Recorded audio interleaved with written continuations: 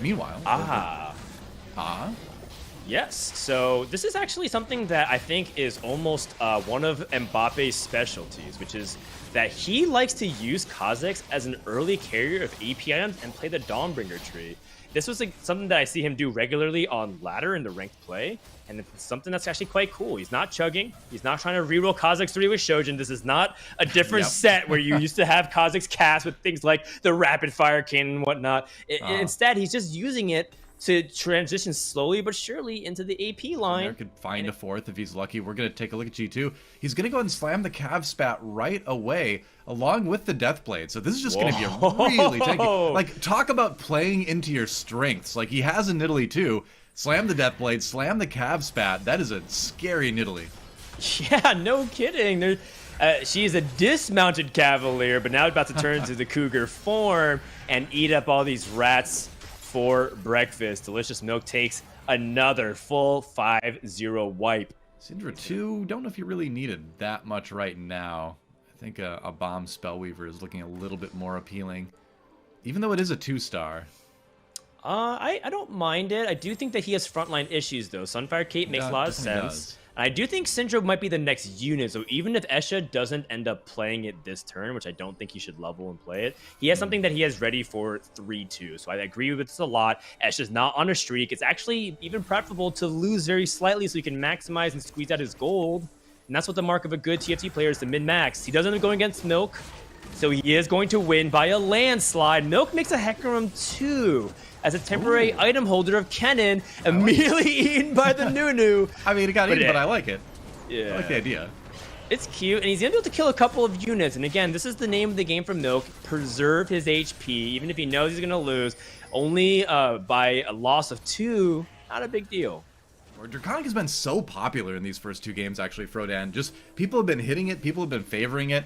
It is one of those builds, too, where you can make these dramatic comebacks with. He's going up against his Cavalier Nidalee from G2, his fellow player from China. We'll see if he can hold it off for long enough. But his board looks weak. I was going to say, yeah, I definitely put my money on the Nidalee. Well, there's 2 Nidalees. It's a cat fight, but... You know the Nidalee I'm talking about, Frodan. Yeah, I mean, there's a big cat on the board for sure. 100 extra AD stack with the Cavalier. Very, very powerful indeed. And can continue to transition that into a bunch of AD flex comps at the top end for G2. We approach the Radiant Armory. So Xingqiu has the crit build. Could use Blue Blessing and start to think about units like Karma and Teemo. Could end up going Covalent Spark to keep it quite generic. Could even go for its Eternal Whisper if he wants to go Lucian. Yeah, I was going to say, you could go for some crazy crit build as well with Zenith Edge. Already has a Jewel Gauntlet. Yeah, the problem is that he already has an Infinity Edge, so you can't double up on it. You have that shield that's going to be pretty decent. It's going to move around really fast because, again, it's 1-star, so people are going to be taking that damage. Meanwhile, Radiant Blessing comes in for Mbappe. Gold and a little bit more. And is he going to be able to use it to turn things around? He's got the Spellweaver Karma as well. Interesting. Okay. Teemo? So he's found a lot of good 1-star stuff. Finds the Karma too.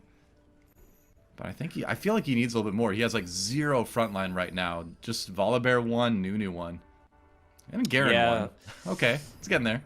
A little bit. He could go for Abomination with a 1-star Callista, but right now he's just favoring a generic frontline. Doesn't even have the Fiddlesticks. And again, opted out of the Abomination because, quite frankly, the A-Bomb's not even that good, because it'd be a bunch of 1-stars rather.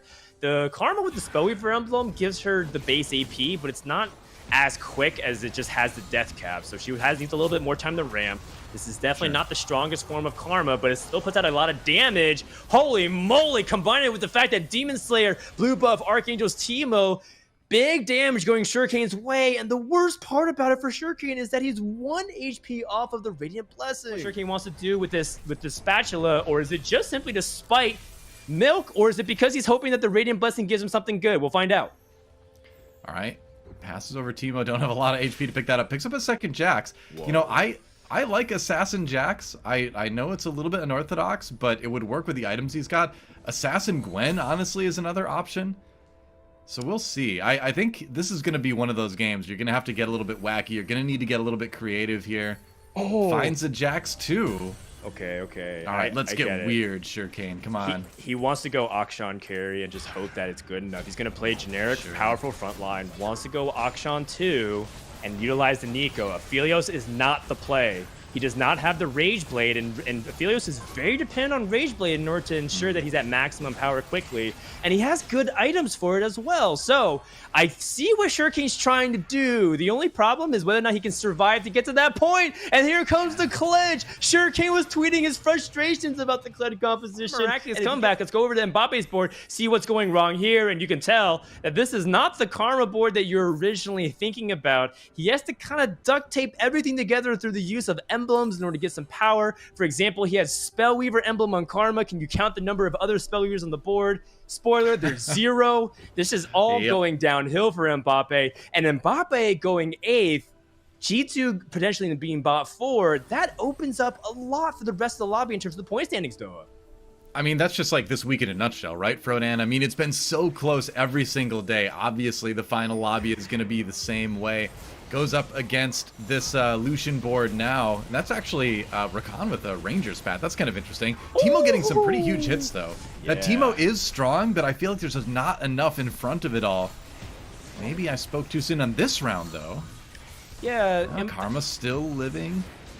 I can't emphasize enough that Mbappe actually has a ton of power. His 4 Invoker board is one of the most capped in the game. Doesn't end up not taking out this Akshan. Oh, no! Oh, dude, I thought maybe he had a chance, but no, in the end, God. It's a glass cannon. That was just a glass cannon board, and unfortunately it was more glass than cannon on that round. Barely, but just enough. And Hwanmi, though, is actually going to take an 8th. So that's actually pretty intriguing. Hwanmi manages to snag the 8th with just a 1 HP difference between Mbappe. And honestly, I can't sing enough praises about Shurikane at this moment. Boy, does this 6th place spot feel really good. I was telling you that I thought this man was going 8th. He had 2 skirmisher emblems, and you're telling me that that was the biggest power spike? This is barely a spike at all. It's a blip on the radar. This man is definitely a hard-earned 6. Can he go even further, Doa? Maybe. I mean, it would be crazy, but he's got a really good sustained Jax right now, and he's got the 4 Knights to shore it up. This Lucian has not gotten a lot of great shots off on Jax, so walking away from the Lucian, and that's not what you want to do. All right, well, that appears to be the end of the road for Shurikane in this game, but you know what? After everything that happened, I think you're going to feel like you bailed yourself out with a 4th place here. And he's even going to be able to... Oh, he nearly got the tie, too. But no, that's just going to be it. Shurikane out in 6th. Get it. But that is so rough. He's going to pop the Assassin emblem off. But who is he going to throw it onto? We'll see. Oh, Shroud comes in as well. No. He's right in front of the Kled. You don't want to go face-to-face with the Kled 3 right on the Jax. Immediately takes it down. And that is exactly what Delicious Milk wanted. Nukomaru didn't get a chance to get the positioning he wanted after that rolling. That's right. Tragic. This is the classic over-rolling. You focus so much on what you wanted to do with your board. You weren't thinking about what other people are doing. Milk knew that there's a good chance that he would face Nukomaru, and you do not want Ironclads to try to fight off the other AD. Escha is basking in the glory of Elcos 3 because he knows that no one is countering him with the Mystics. There are a couple of Shrouds, but we're going to focus on that later as Milk is going to just chew through the front line and hope that he has enough time to get to the Lucian. The calling number 2 against this Kled is going to be really big. Dude. Not able to get it off. The little Kled 2, though. Hellion Kled on the Lucian. Lucian doesn't care. Maybe. But he does. What? Is it? The Kled 2 able to finish it, and he's able to get the Cruel from this perspective. If he can finish off, maybe this Teemo can finish it off in a 1v1. Big stun from Rel. GA. No! Oh, he couldn't quite kill the Rel. And Everyone knows that China has the goods. Everyone knows that that system is cutthroat competitive. If you qualify from China, you are no slouch. It was just about giving the opportunity from the shine. And Chi2 and Dusingche doing well. Chi2 with another top 3. Escha with another top 3 going for top 1. We might see another double kill. The Lucian Culling trying to face off. The 280 players going off against each other here. And Dusingche is trying to survive. Again, it's a fight for second as Escha gets an easy win versus the Ghost. And Chi2 gets the win. Okay, Escha versus Chi2 for our 1v1. Yep, Fiddlesticks is very good. So the one hope that Chi2 has is whether or not this Akshan 2 can dodge the Vel'Koz beam. And he's spreading out his units. He has all these ironclads. Is he going to tech any Mystics, or is he just going to hope that this is good enough? Because at this point, I don't even think Mystics can help. I think it's crowd control, CC, teching a Diana, throwing something as a way to try to disrupt that Vel'Koz. Escher was on the other side where he eliminated the Vel'Koz 3. Can he do it here? All right, well, eyes on the Akshan 2 right now. He's going to try to swing behind the Vel'Koz. Here comes the cast, though. Oh, the Akshan dodges with that swing. Gets back in front, though. Oh, no, he gets tossed out. And that is going to be it. Escher with the first place. You can see the pop-off. And what a day he is having already. A third and a first.